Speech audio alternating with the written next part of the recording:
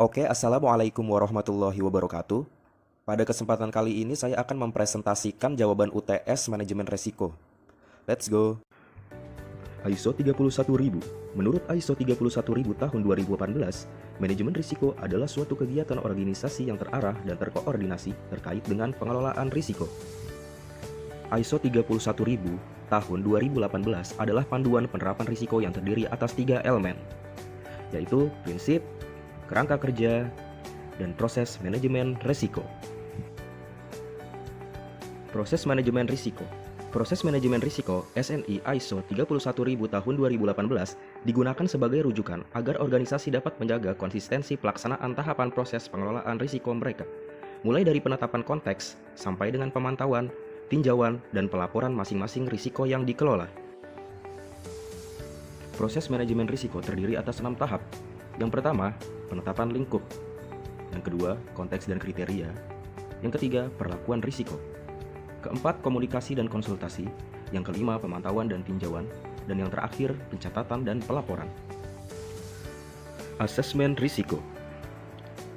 Secara umum, asesmen atau penilaian risiko adalah upaya gabungan dari mengidentifikasi dan menganalisis peristiwa potensial yang dapat berdampak negatif pada individu, aset, atau lingkungan, dengan membuat penilaian atas toleransi risiko berdasarkan analisis risiko, dengan mempertimbangkan faktor-faktor yang mempengaruhinya.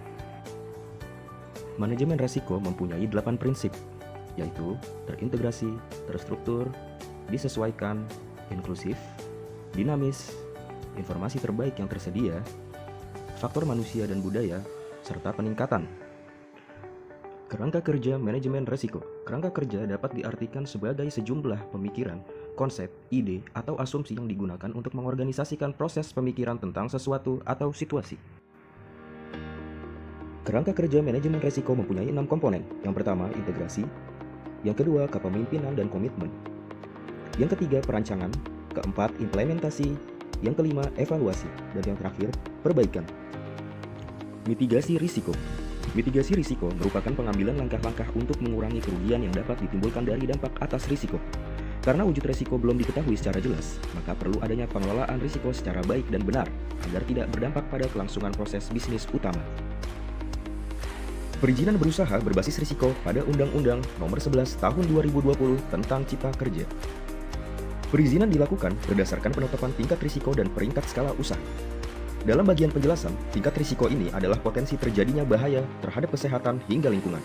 Itu sebabnya, sebelum mendapatkan izin, ada penilaian terhadap potensi bahayanya dari bisnis yang dilakukan investor. Dapat kita katakan bahwa dalam hal ini, beda risiko bisnis, maka berbeda izinnya. Perizinan bisnis dalam UU Ciptaker ini dibagi menjadi 3 skala. Yang pertama, bisnis risiko rendah. Untuk bisnis ini, izin yang dibutuhkan hanya satu, yaitu NIB. Ini merupakan bukti registrasi pelaku bisnis untuk melakukan usaha dan identitas atas usahanya tersebut. Yang kedua, bisnis risiko menengah.